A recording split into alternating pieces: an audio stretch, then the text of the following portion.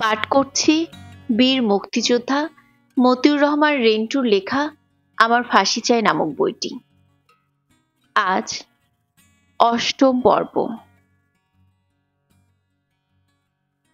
৮৩ মধ্য ফেব্রুয়ারি ছাত্র হত্যা। বছর না ঘুরতেই প্রধান সামরিক আইন প্রশাসক জেনারেল এরশাদ আর বঙ্গবন্ধু কন্যা জননেত্রী শেখ হাসিনার গোপন আঁতাতের মাঝে গোপন বিরোধ সৃষ্টি হল। ১৯৮৩ সালের জানুয়ারির শেষ সপ্তাহে শেখ হাসিনার স্বামী ডক্টর ওয়াজেদ আলী মিয়ার মহাখালীস্থ আণবিক শক্তি কমিশনের সরকারি বাসভবনে শেখ হাসিনা বলেন, লেফটেন্যান্ট জেনারেল এরশাদ হাতের মুঠোয় আর থাকতে যাচ্ছে না। আমার হাতের মুঠো থেকে খাটাসটা ক্রমশ বেরিয়ে যাচ্ছে। ওকে হাতের মুঠোয় পোক্ত করে আটকে রাখা দরকার।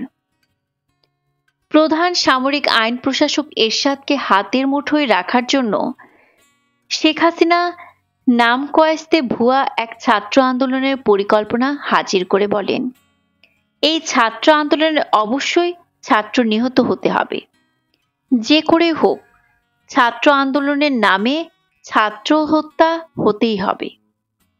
ছাত্র হত্যা হলে ছাত্র আন্দোলন চাঙ্গা হবে, আর ছাত্র আন্দোলন চাঙ্গা থাকলে কেবল সিএমএল জেনারেল এরশাদকে হাতের মুঠোয় শক্তভাবে রাখা যাবে। শেখ হাসিনা ছাত্র আন্দোলনের নামে ছাত্র হত্যার কঠিন নির্দেশ ও পরিকল্পনা দিলেন। কোনো আততায়ী বা অজ্ঞাত ঘাতকের হাতে ছাত্র হত্যা হলে কাজ হবে না। ছাত্র হত্যা হতে হবে সামরিক শাসক এরশাদের মিলিটারি বা পুলিশের হাতে। বঙ্গবন্ধু কন্যা শেখ হাসিনা বললেন, টাকা যাই লাগুক, এটা করতেই হবে। কিভাবে এই পরিকল্পনা বাস্তবায়িত করা যায় সবাই এ নিয়ে খুব ব্যস্ত ও চিন্তিত। যোগাযোগ হলো প্যারামিলিটারি ট্রুপস আর্মড পুলিশের কোম্পানি কমান্ডার হাফিজুর রহমান লস্করের সঙ্গে। এই হাফিজুর রহমান লস্কর পুলিশের অফিসার হয়েও দীর্ঘদিন এনএসআই, ন্যাশনাল সিকিউরিটি ইন্টেলিজেন্স বা রাষ্ট্রীয় নিরাপত্তা গোয়েন্দার ডেপুটি ডাইরেক্টর পদে ঘাপটি মেরে বসেছিলেন। এরশাদ ক্ষমতায় এসে হাফিজুর রহমান লস্করকে এই বলে এনএসআই থেকে ঝেঁটিয়ে বিদায় করেছেন যে, তুমি পুলিশের লোক হয়ে এখানে কি করো? যাও পুলিশের পোশাক পরে রাস্তায় চোর ধরো। বলেই এনএসআই এর ডেপুটি ডাইরেক্টরের পদ থেকে হাফিজুর রহমান লস্করকে সোজা আর্মড পুলিশের তৎকালীন হেডকোয়ার্টার ১৪ নং কোম্পানি কমান্ডার পদে বদলি করে পাঠিয়ে দেন।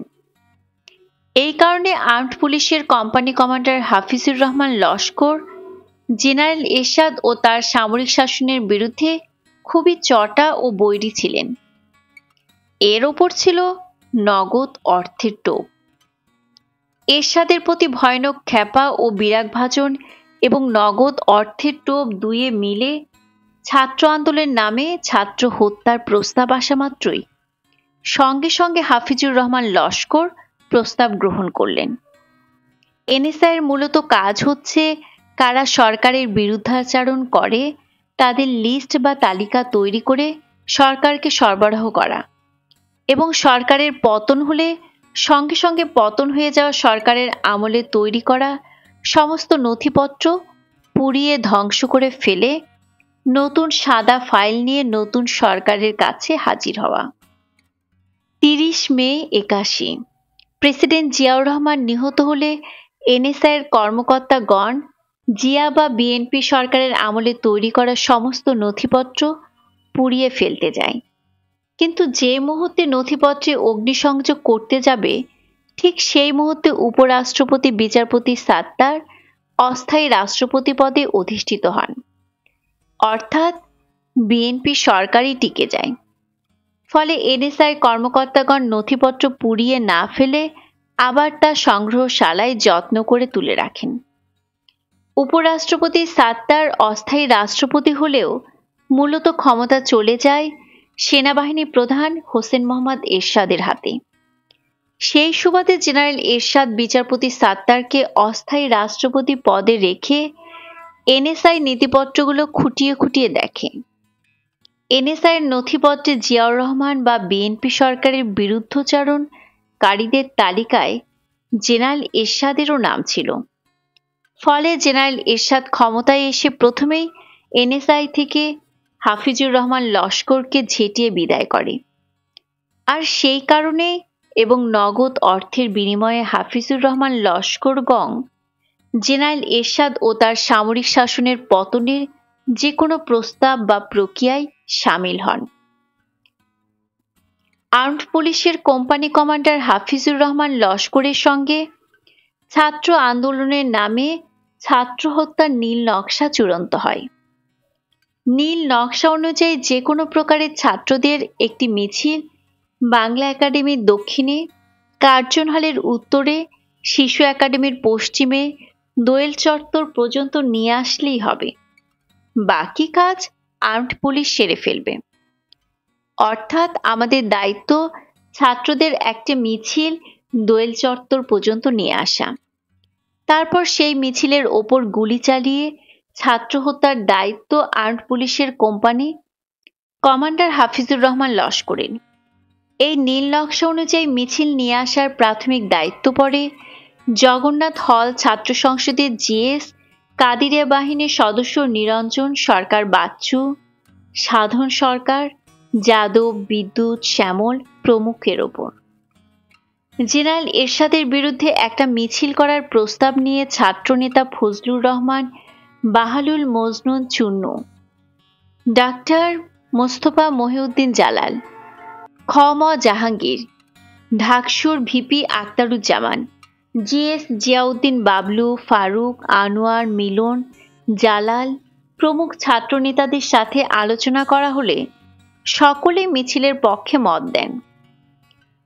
ফেব্রুয়ারি মাসের দ্বিতীয় সপ্তাহের প্রথমে মিছিলের তারিখ নির্ধারণ হলো এবং মিছিল শিক্ষা ভবন পর্যন্ত যাওয়ার সিদ্ধান্ত হলো।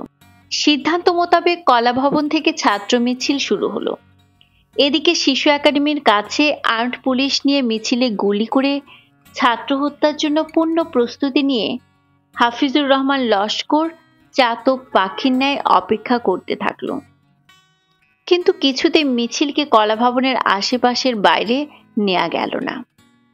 অধিকাংশ ছাত্রনেতা মিছিল নিয়ে এগিয়ে যেতে মুখে অস্বীকার না করলেও কার্যত মিছিল নিয়ে কেউ কলা ভবনের বাইরে গেল না।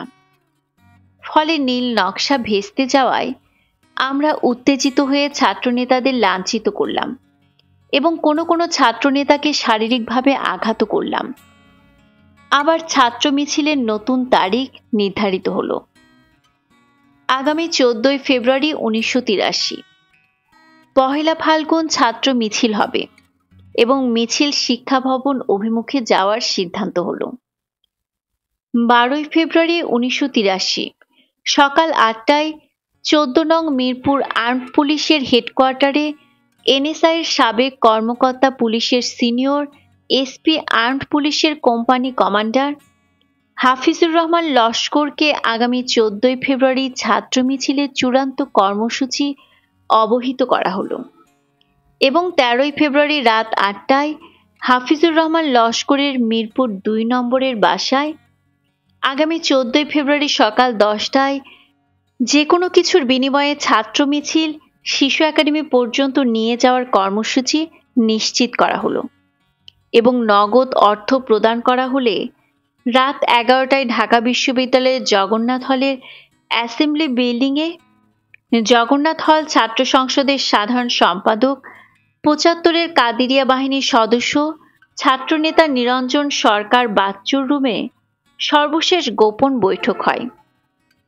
বৈঠকে উপস্থিত ছাত্রনেতা নিরঞ্জন সরকার বাচ্চু, মোবারক হোসেন সেলিম, ডাকসুর মহিলা সম্পাদিকা নাহিদ আমিন খান, সাধন সরকার যাদব, বিদ্যুৎ প্রমুখকে আগামীকাল পহেলা ফাল্গুন মোতাবেক 14 ফেব্রুয়ারি 1983 সালের ছাত্র মিছিল ও ছাত্র হত্যা সম্পর্কে বিস্তারিত জানানো ও আলোচনা শেষে সিদ্ধান্ত হয় যে ছাত্রনেতা ফজলুর রহমান, বাহালুল মজনুন চুন্নু সহ প্রগতিশীল ছাত্রনেতা ও নেতৃস্থানীয় কর্মীরা কোনো অবস্থাতে আণবিক শক্তি কমিশনের পরে যাতে মিছিল না থাকে সেই ব্যাপারে ব্যবস্থা নিতে হবে।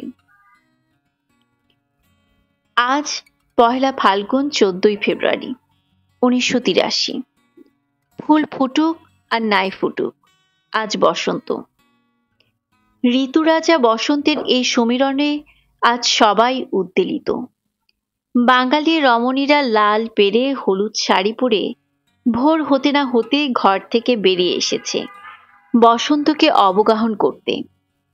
ঢাকা বিশ্ববিদ্যালয়ের রোকেয়া ও শামসুন্নাহার হলের ছাত্রীরা খুব ভোর থেকেই লাল পেরে বাসন্তী রঙের শাড়ি পরে বসন্ত উৎসবে মেতে উঠেছে। বসন্ত উৎসবে মুখর বিশ্ববিদ্যালয়। লাল পাড় হলুদ বর্ণের শাড়ি পরে কোনো কোনো ছাত্রী বিশ্ববিদ্যালয়ের ক্যাম্পাস ছেড়ে মনের মানুষের সাথে বসন্ত উৎসব করতে দূর দূরান্তে চলে যাচ্ছে। ঢাকা বিশ্ববিদ্যালয় এলাকায় লাল পেরে হলুদ শাড়ির সমারোহ। আজই এ বসন্ত, সবাই বসন্তের দোলায় দুলছে। কেউ জানে না একটু পরে কি ঘটতে যাচ্ছে, কে নিহত হতে যাচ্ছে। কোনো স্নেহময়ী মাতার বুক খালি হচ্ছে, কোনো পিতা সন্তানহারা হচ্ছে। বেলা 10টার দিকে কলাভবনের সামনে অপরাজেয় বাংলার পাদদেশে মিছিলের উদ্দেশ্যে ছাত্ররা জমায়েত হতে শুরু করে। একটা মোটরসাইকেল ধানমন্ডি 32-এর শেখ হাসিনা বিশ্ববিদ্যালয় এবং আর্মড পুলিশের হাফিজুর রহমান লস্করের সাথে সার্বক্ষণিক যোগাযোগ রক্ষা করে যাচ্ছে।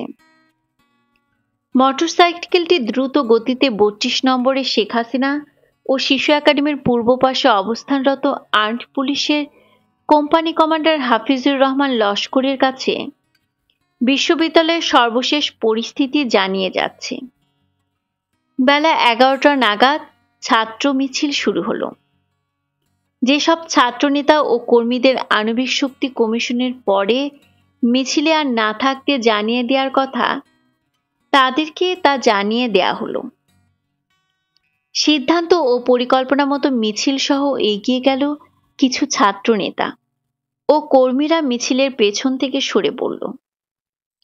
মিছিল এগিয়ে গেল বাংলা একাডেমি ছেড়ে আরো সামনে দক্ষিণের দোয়েল চত্বরের দিকে। একেবারে দোয়েল চত্বরের কাছে এবং মিছিল সেই দোয়েল চত্বরের পেছনে ফেলে পূর্ব দিকে ঘুরে দাঁড়ালো। সঙ্গে সঙ্গে আগে থেকে ওত পেতে থাকা হাফিজুর রহমান লস্করের আর্মড পুলিশের গুলি গুরুম গুরুম ঠাস ঠাস। মুহূর্তের মধ্যে লুটিয়ে পড়ল কয়েকজন ছাত্র। মোটরসাইকেলটি দ্রুত ধানমন্ডি 32 নম্বরে গিয়ে শেখ হাসিনাকে গুলির সংবাদ দিয়ে আবার ছুটে চলল ঢাকা মেডিকেল কলেজ হসপিটালে। ইতোমধ্যে ছাত্ররা হাসপাতালের এমার্জেন্সিতে গুলিবিদ্ধ ছাত্রদের নিয়ে এসেছে। গুলিবিদ্ধ ছাত্রদের মধ্যে জয়নাল ও জাফর শেষ নিঃশ্বাস ত্যাগ করে পৃথিবী ছেড়ে পরকালে চলে গেছে। জয়নাল ও জাফরের মায়ের কোল খালি হয়েছে, শূন্য হয়েছে পিতার বুক। নীল নকশা বাস্তবায়িত হওয়ায় চূড়ান্ত সংবাদটি নিয়ে মোটরসাইকেলটি চলে গেল ধানমন্ডি 32 নম্বরে। দুজন ছাত্র হত্যার সফলতার সংবাদটি শেখ হাসিনাকে দিয়ে মোটরসাইকেলটি ফিরে এলো বিশ্ববিদ্যালয়ে। বিশ্ববিদ্যালয়ে শোকের ছায়া নেমে এসেছে। থেমে গেছে পহেলা ফাল্গুনের বসন্তের উৎসব। ছাত্ররা তাদের নিহত সাথী জাফর ও জয়নালের লাশ কলাভবনের অপরাজেয় বাংলার পাদদেশে ঐতিহাসিক বটতলায় নিয়ে এসেছে। বিকেল 3টায় জানাজা ও শোকসভার কর্মসূচিটা 32 নম্বরে দিলে দুপুর 2টা নাগাদ বঙ্গবন্ধু শেখ হাসিনা বিশ্ববিদ্যালয়ের বটতলায় আসেন এবং তার দীর্ঘ প্রতীক্ষিত নিহত ছাত্রদের লাশ দেখে রুমাল দিয়ে চক্ষু মোছার ভান করতে করতে কোনো কর্মসূচি না দিয়ে বিশ্ববিদ্যালয় এলাকা ত্যাগ করেন। শোকে ম্রিয়মাণ ছাত্রছাত্রীরা বটতলায় সমাবেত হতে থাকে এবং পহেলা ফাল্গুনে বসন্তের পোশাক লাল পেরে বাসন্তী রঙের শাড়ি পরে প্রত্যুষে ক্যাম্পাসের বাইরে রোকেয়া ও শামসুন্নাহার হলের ছাত্রীরা বিশ্ববিদ্যালয় ক্যাম্পাসে ফিরে এসে ছাত্র হত্যার ঘটনায় শোকে বিহ্বল হয়ে বটতলার শোকসভায় সমাবেত হয়। শেখ হাসিনা বিশ্ববিদ্যালয় এলাকা ত্যাগ করে যেয়ে সামরিক আইন প্রশাসক জেনারেল হোসেন মোহাম্মদ এরশাদের সাথে যোগাযোগ করেন এবং ছাত্র হত্যার প্রতিবাদে কোনরূপ আন্দোলনের কর্মসূচি না দেওয়ার বিনিময়ে এরশাদের কাছ থেকে কতগুলো গোপন দাবি আদায় করে নেন। ছাত্র হত্যার প্রতিবাদে আন্দোলনের কর্মসূচি দেয়া হবে না, এই মর্মে শেখ হাসিনার কাছ থেকে নিশ্চয়তা ও আশ্বাস পাওয়ার পর জেনারেল এরশাদ সমগ্র বিশ্ববিদ্যালয় এলাকায় চতুর্দিক থেকে নজিরবিহীন পুলিশি ও মিলিটারি হামলা চালায়। পুলিশের সাঁড়াশি হামলার মুখে ছাত্র হত্যার প্রতিবাদে বটতলায় অনুষ্ঠিত জানাজা ও শোকসভায় সমবেত ছাত্রছাত্রীরা দিক বিদিক জ্ঞান শূন্য হয়ে দৌড়াতে থাকে। কিন্তু যেদিকেই দৌড়ায় সেদিকেই পুলিশ ও আর্মির বেধড়ক মার। নিমিষের মধ্যে বটতলায় হাজার হাজার স্যান্ডেল জুতা পরে থাকা ছাড়া কোনো মানুষের চিহ্ন থাকে না। জাফর ও জয়নালের লাশ দুটি অতি কষ্টে ছাত্ররা ধরাধরি করে সূর্যসেন হলের নিচে নিয়ে যায় এবং সূর্যসেন হলের গেটের ভেতর থেকে তালা লাগিয়ে বন্ধ করে দেয়। হলের রুমের ভেতরে ছাত্র, শিক্ষক, কর্মচারী আর হলের আঙ্গিনায় সহ সারা বিশ্ববিদ্যালয়ে শুধু পুলিশ আর সেনাবাহিনী। মুহূর্তের মধ্যে পুলিশ আর আর্মি হলের কেচি গেট ভেঙে রুমের মধ্যে প্রবেশ করে। অবস্থা বেগতিক দেখে মোটরসাইকেল আরোহী সূর্যসেন হলের দোতলা থেকে এক লাফ দিয়ে পড়ল হলের আঙ্গিনায়। আর অমনি শকুনের দল যেমনি মরা গরু ঘিরে ধরে খায়, তেমনি পুলিশের দল মোটরসাইকেল আরোহীকে ঘিরে পেটাতে লাগলো। এরই মধ্যে মোটরসাইকেল আরোহী প্রাণপণে ছুটে চলল সূর্যসেন হলের বাউন্ডারি প্রাচীরের দিকে। মোটরসাইকেল আরোহী দৌড়াচ্ছে আগে আগে, পেছনে পেছনে শকুনের ঝাঁকের ন্যায় দৌড়াচ্ছে আর পেটাচ্ছে পুলিশ ও আর্মি। পড়ি কি মরি করে এক লাফে সূর্যসেন হলের প্রাচীর টপকে কাটাবন আর পলাশির রাস্তায় গিয়ে পড়ল মোটরসাইকেল আরোহী। সেখান থেকে ধানমন্ডি ৩২ নম্বরে গিয়ে শেখ হাসিনাকে না পেয়ে আণবিক শক্তি কমিশনের পরিচালক শেখ হাসিনার স্বামী ডক্টর ওয়াজিদ মিয়ার মহাখালী সরকারি বাসভবনে গিয়ে শেখ হাসিনার পাজেরো জিপ পাওয়া গেলেও শেখ হাসিনাকে পাওয়া গেল না। শেখ হাসিনার প্রিয় ও বিশ্বাসী বাবুর্চি রমাকান্তর কাছ থেকে জানা গেল তিনি কাউকে সাথে না নিয়ে অপরিচিত একটি প্রাইভেট কারে করে অপরিচিত একমাত্র চালক আরোহীর সাথে বোরকা পরে অজ্ঞাত স্থানে গিয়েছেন। এদিকে বিশ্ববিদ্যালয়ের সবগুলো হলের গেট ও দরজা ভেঙে পুলিশ এবং মিলিটারি বিশ্ববিদ্যালয়ের শিক্ষক, কর্মচারী এবং ছাত্রদের বেধড়ক মারপিট ও গ্রেফতার করে সারা রাত খোলা আকাশের নিচে বসিয়ে রাখে এবং নিহত ছাত্র জাফর ও জয়নালের লাশ নিয়ে যায়। বলা বাহুল্য, ওই সময় বেগম খালেদা জিয়া ও তার দল বিএনপির সাংগঠনিক কোনো অস্তিত্ব ছিল না। ফলে বেগম খালেদা জিয়া ছাত্র হত্যার পর বিশ্ববিদ্যালয়ে আসেননি। সামরিক স্বৈরাচার জেনারেল এরশাদ এবং তার সামরিক আইনের বিরুদ্ধে চিরসংগ্রামের ঐতিহ্যবাহী সহজ সরল প্রাণ এদেশের ছাত্র সমাজের প্রথম আন্দোলন, প্রথম বিদ্রোহ এবং আত্মদান। রাজনৈতিক নেতৃত্বের ব্যর্থতা এবং শেখ হাসিনার পাতানো আপোষহীনতার কারণে সম্পূর্ণ ব্যর্থতায় পর্যবসিত হয়। বৃথা হয়ে যায় জাফর ও জয়নালের আত্মদান। সামরিক স্বৈরাচার জেনারেল হোসেন মোহাম্মদ এরশাদ নিশ্চিন্তে, নির্বিঘ্নে এবং নির্ভাবনায় ক্ষমতায় বসে থাকে। রাজনৈতিক নেতৃত্বের অভাবে ছাত্র সমাজ দিশেহারা হয়ে নেতিয়ে যায়। এদেশের আন্দোলন সংগ্রামের মূল চালিকা শক্তি আওয়ামী লীগ ও তার নেত্রী বঙ্গবন্ধু কন্যা শেখ হাসিনাকে ম্যানেজ করে দোর্দণ্ড প্রতাপে চলতে থাকে এরশাদের সামরিক শাসন। সেলিম ও দেলোয়ার হত্যা। বছর ঘুরে এলো ১৯৮৪ সাল। আবার ফিরে এলো ভাষা আন্দোলনের শহীদের মাস, ফেব্রুয়ারি মাস। আওয়ামী লীগ সভানেত্রী বঙ্গবন্ধু কন্যা জননেত্রী শেখ হাসিনার নতুন বছরের নির্দেশে এরশাদের বিরুদ্ধে আবারও ছাত্র আন্দোলন করতে হবে।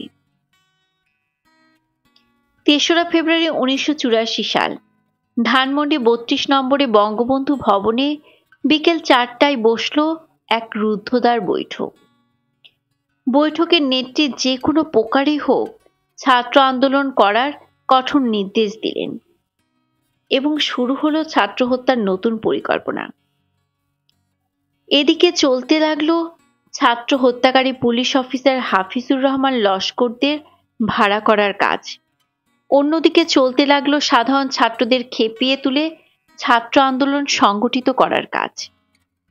শেখ হাসিনার প্রত্যক্ষ নির্দেশ ও তত্ত্বাবধানে খুবই দ্রুত ছাত্র হত্যাকারী পুলিশ অফিসারদের ভাড়া করার কাজ সম্পূর্ণ হলো। কিন্তু আন্দোলন করার নানাভাবে বহু রকম চেষ্টা তদবির করেও ছাত্র আন্দোলনে শরিক করা গেল না। গোটা ছাত্র সমাজই এরশাদের বিরোধী, কিন্তু আন্দোলনের প্রশ্নে, আন্দোলনের নেতৃত্বের প্রশ্নে ছাত্র সমাজ শেখ হাসিনা ও আওয়ামী লীগকে বিশ্বাস করল না। এদিকে ছাত্র হত্যাকারী আর্মড পুলিশেরা ৮৩ মধ্য ফেব্রুয়ারিতে সংগঠিত ছাত্র হত্যার অনুরূপ পরিকল্পনা ও কর্মসূচি হাতে নিয়ে অধীর আগ্রহে অপেক্ষা করছে এবং গত মধ্য ফেব্রুয়ারির ন্যায় একটা ছাত্র মিছিল নিয়ে বিশ্ববিদ্যালয়ের বাইরে আসার জন্য বারবার তাগাদা দিচ্ছেন বঙ্গবন্ধু কন্যা জননেত্রী শেখ হাসিনা। দিন যায় কিন্তু আন্দোলনের কোনো খবর নেই। এক পর্যায়ে জননেত্রী শেখ হাসিনা অধৈর্য হয়ে তোমাদের দ্বারা কিছুই হবে না বলে ক্ষোভ প্রকাশ করলেন। অনেক চেষ্টা করেও শতাধিক ছাত্রের একটা মিছিল নিয়ে আমরা বিশ্ববিদ্যালয়ের বাইরে আসতে পারলাম না। ফলে গত ৮৩ মধ্য ফেব্রুয়ারির ন্যায় ছাত্র হত্যা সম্ভব না হয় ছাত্র হত্যার ধরন পাল্টানো হলো। আর্মড পুলিশের কোম্পানি কমান্ডার পুলিশের সিনিয়র এসপি হাফিজুর রহমান লস্কর ছাত্র হত্যার পরিকল্পনায় আর্মড পুলিশের পরিবর্তে রাইট পুলিশকে সম্পৃক্ত করেন এবং নতুন পরিকল্পনা অনুযায়ী ঠিক হয় যে ২০ থেকে ২৫ জনের একটি মিছিল কোনো রকমে যে কোনো দিন বিশ্ববিদ্যালয়ের যে কোনো দিক দিয়ে বাইরে নিয়ে এলেই রাইট পুলিশ, যে পুলিশ ২৪ ঘন্টা বিশ্ববিদ্যালয়ে থাকে, সেই রাইট পুলিশ ছাত্র হত্যা পরিকল্পনা সফল করে দিবে। সাধারণ ছাত্র তো দূরের কথা, ছাত্রলীগের নেতাকর্মীরাই মিছিলে আসতে চায় না। এদিকে নেত্রীর কড়া নির্দেশ, ছাত্রলীগের একটা খণ্ড মিছিল নিয়ে হলেও বিশ্ববিদ্যালয়ের বাইরে যেতে হবে, নইলে তোমাদের দায়িত্ব থেকে বিদায় নিতে হবে। ২৮ ফেব্রুয়ারি বিশ্ববিদ্যালয় ক্যাম্পাসের বাইরে যাওয়ার সিদ্ধান্ত হলো এবং যথারীতি এই সিদ্ধান্ত জননেত্রী বঙ্গবন্ধু শেখ হাসিনাকে জানানো হলো। শেখ হাসিনার মাধ্যমে এই সংবাদ হাফিজুর রহমান লস্করের মারফত রাইট পুলিশের ঘাতকদের জানানো হলো। ২৮ ফেব্রুয়ারি ১৯৮৪ হঠাৎ ৩০ থেকে ৪০ জন ছাত্রের একটা মিছিল বিশ্ববিদ্যালয় এলাকা ত্যাগ করে চানখারপুল হয়ে ফুলবাড়িয়া বাস স্ট্যান্ডের দিকে দ্রুত যেতে থাকলো। এই মিছিলের পেছনে পেছনে পূর্ব পরিকল্পনা অনুযায়ী রাইট পুলিশের একটা লরি আসতে লাগলো। বোঝা গেল এইবার সামনে থেকে ছাত্র হত্যা করা হবে না, হত্যা করা হবে মিছিলের পেছন থেকে। যারা এই পরিকল্পনা অবহিত তারা যতটা সম্ভব মিছিলের সামনে থাকতে লাগলো। মোটামুটি মিছিলের অনেকেই জানে পেছন থেকে মিছিলে আক্রমণ করা হবে, রাইট পুলিশের লরি থেকে এই আক্রমণ করা হবে। তবে রাইট পুলিশের লরি থেকে গুলি করা হবে না, অন্য কোনোভাবে আক্রমণ করা হবে, এটা কেউ জানতো না। তখন বিকেল ৫টা। ক্ষুদ্র ছাত্র মিছিলটি নিমতলি পার হয়ে ফুলবাড়িয়া বাস স্ট্যান্ডে ঢোকার সঙ্গে সঙ্গেই রাইট পুলিশ তাদের লরিটি বিদ্যুৎ গতিতে মিছিলের ওপর তুলে দিল। মিছিলের পেছন থেকে থাকা সেলিম মুহূর্তের মধ্যে পুলিশের লরির চাকায় পিষ্ট হয়ে গেল। বাকি সবাই রাস্তার দুদিকে ছিটকে পড়ে প্রাণে বাঁচলেও দেলোয়ার সোজা দৌড়াতে লাগলো। প্রাণ ভয়ে দেলোয়ার দৌড়ায় আগে, দেলোয়ারের প্রাণ বধ করতে পেছনে দ্রুত ছুটছে রাইট পুলিশের লরি। মিনিট দুয়েকের মধ্যেই দেলোয়ারের দেহ চাকায় পিষে রাস্তার সাথে মিশিয়ে দেয় পুলিশের লরি। দেলোয়ারের দেহ এমনভাবে রাস্তার সাথে মিশিয়ে দেয়া হয়েছে যে এটা যে দেলোয়ারের দেহ তা বোঝা তো দূরের কথা, এটা যে একটা মানুষের দেহ তাই বোঝা যাচ্ছে না। আর পেছনে পিচ ঢালা রাস্তার সাথে থেতলে মিশে আছে সেলিমের দেহ। ধানমন্ডি ৩২ নম্বরে বঙ্গবন্ধু ভবনে সংবাদের জন্য অধীর আগ্রহে উৎসুক হয়ে বসে থাকা বঙ্গবন্ধু কন্যা জননেত্রী শেখ হাসিনাকে রায়ট পুলিশের চাকায় পিষ্ট হয়ে সেলিম এবং দেলোয়ারের নিহত হওয়ার সংবাদটি পৌঁছালো মোটরসাইকেল আরোহী। শেখ হাসিনা পুলকিত হয়ে আনন্দিত হয়ে বলে উঠলেন, সাবাস। তারপর গাড়ির ড্রাইভার জালালকে বললেন, জালাল, গাড়ি লাগাও, আমি বাইরে যাব। মোটরসাইকেল আরোহীর সঙ্গে যেতে চাইলে নেত্রী বললেন, তোমরা এক কাজ করো, আগামীকাল সকালে ৩২-এ সবাই আসো, আজ সবাই চলে যাও। পরদিন সকালে ৩২-এ গিয়ে নেত্রীকে না পেয়ে মোটরসাইকেল আরোহী সোজা মহাখালী গিয়ে ড্রাইভার জালাল এবং পাজেরো জিপ দেখতে পেয়ে নিশ্চিত হলো নেত্রী এখানে আছেন। কিন্তু ঘরে গিয়ে নেত্রীকে না পেয়ে বাবুর্চি রমাকান্তের কাছে জানতে পারল নেত্রী অজ্ঞাত গাড়ি আর চালকের সঙ্গে অজ্ঞাত স্থানে গিয়েছেন অনেক ভোরে। দুপুর ১টার দিকে ফিরে এসে নেত্রী খাওয়া দাওয়া করে সোজা চলে এলেন ধানমন্ডি ৩২-এ বঙ্গবন্ধু ভবনে। ছাত্রলীগের বেশ কিছু নেতা বিকেল ৩টায় ধানমন্ডি ৩২ নম্বরে বঙ্গবন্ধু ভবনে এসে সভানেত্রী শেখ হাসিনার কাছে ছাত্রলীগ নেতা সেলিম ও দেলোয়ারকে পুলিশের লরির চাকায় পিষ্ট করে নির্মম এবং নিষ্ঠুরভাবে হত্যা করার প্রতিবাদে সামরিক একনায়ক স্বৈরাচারী এরশাদের বিরুদ্ধে তীব্র আন্দোলন করার কর্মসূচি চাইলে সভানেত্রী শেখ হাসিনা এই বলে ছাত্রনেতাদের সান্ত্বনা দেন যে আমাদের মূল শত্রু জিয়াউর রহমান এবং তার দল বিএনপি। জিয়া তো শেষ, জেনারেল এরশাদ বিএনপির কাছ থেকে মাত্র কিছুদিন হলো ক্ষমতা দখল করেছে। আমাদের এখন প্রধান কাজ বিএনপিকে চিরতর শেষ করে দেয়া। এই মুহূর্তে আমরা জেনারেল এরশাদের বিরুদ্ধে সরাসরি যাব না। আমাদের মূল শত্রু বিএনপি, এটা মনে রাখতে হবে। ছাত্রনেতারা সেলিম ও দেলোয়ারের হত্যার জন্য আবেগ আপ্লুত হলে শেখ হাসিনা বলেন, আবেগপ্রবণ হয়ে লাভ নেই, সময় হলেই এদের পরিবারকে পুষিয়ে দেয়া হবে। ছাত্রনেতারা কোনো রকম কর্মসূচি ছাড়াই ভগ্ন হৃদয়ে বঙ্গবন্ধু ভবন ত্যাগ করল। দেশদ্রোহী অসভ্য বাহিনী। ৩রা মে ১৯৮৪-এর এক পরন্ত বিকেলে ধানমন্ডি ৩২-এ বঙ্গবন্ধু ভবনে বসে গল্প করছেন বঙ্গবন্ধু কন্যা জননেত্রী শেখ হাসিনা সহ কয়েকজন। গল্পে গল্পে ৭১-এর মুক্তিযুদ্ধ ও পাকিস্তানি সেনাবাহিনী প্রসঙ্গ উঠল। ৭১-এর মুক্তিযুদ্ধের মধ্য দিয়ে গড়ে ওঠা বাংলাদেশ সেনাবাহিনীর কথা। জননেত্রী শেখ হাসিনা বাংলাদেশ সেনাবাহিনী সম্পর্কে বললেন, এটা একটা সেনাবাহিনী হলো, এটা একটা বর্বর নরপিশাচ উচ্ছৃঙ্খল লোভী বেয়াদব বাহিনী। এই বাহিনীর অনুগত্য নেই, শৃঙ্খলা নেই, মানবিকতা নেই, মান্যগণ্য নেই, নেই দেশপ্রেম।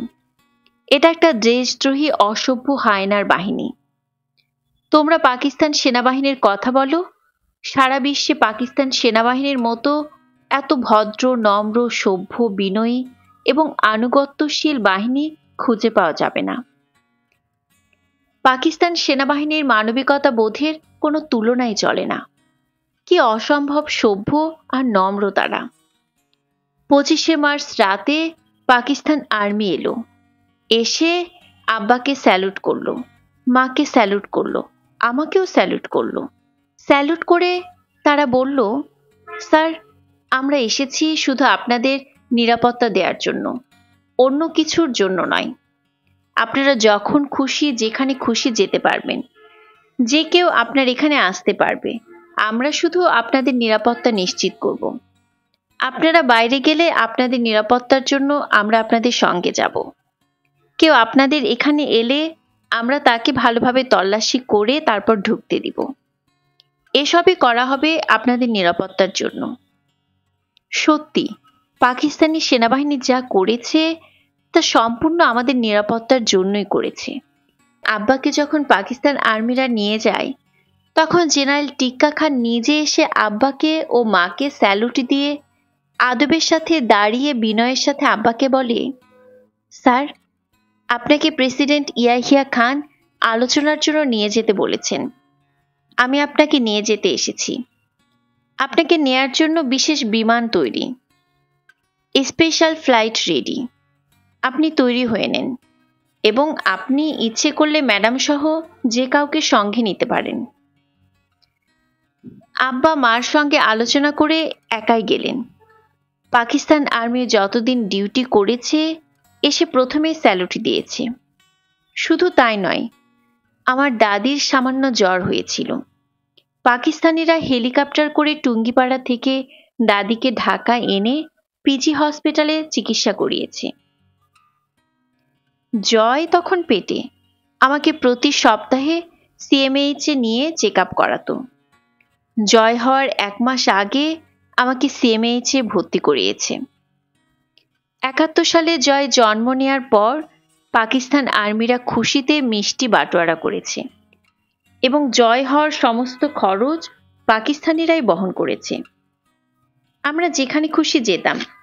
পাকিস্তানিরা 2 জিপ করে আমাদের সাথে যেত, নিরাপত্তার জন্য পাহারা দিত। আর বাংলাদেশের আর্মিরা জানোয়ারের দল, অমানুষের দল। এই অমানুষ জানোয়ারেরা আমার বাবা, মা, ভাই সবাইকে মেরেছে। এদের যেন ধ্বংস হয়। মসজিদ সরিয়ে ফেলুন। 1985 সালের শুরু থেকে বঙ্গবন্ধু কন্যা শেখ হাসিনা আবার ছাত্র আন্দোলনের জন্য নতুন করে তাগিদ দিতে থাকলেন। বহু চাপাচাপি, ধমকাধমকি এবং তাগিদ দেয়া সত্ত্বেও যখন আন্দোলনের বিন্দু বিসর্গ হলো না, তখন তিনি রেগে মে মাসের মাঝামাঝি তার জন্মভূমি ও পিতার বাড়ি টুঙ্গিপাড়ায় চলে গেলেন এবং বেশ কিছুদিন টুঙ্গিপাড়ায় থাকলেন।